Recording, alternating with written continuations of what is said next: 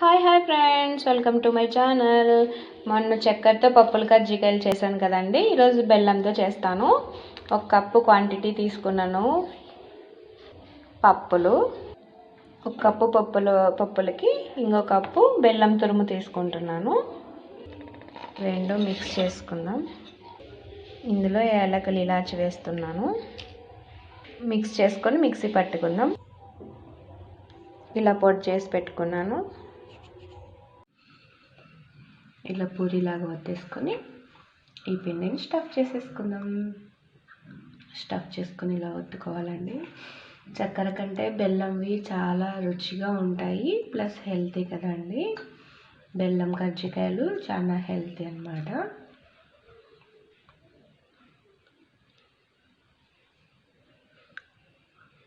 ఇలా చక్కగా ఒత్తుకోవాలండి.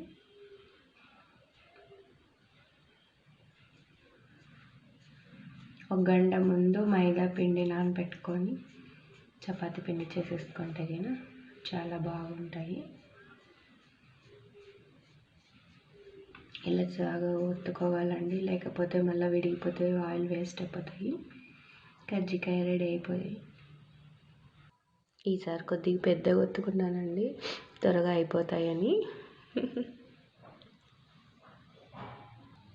Deep fry సరిపడా ఆయిల్ పెట్టేసుకున్నాను. ఇప్పుడు వేయించేద్దాం.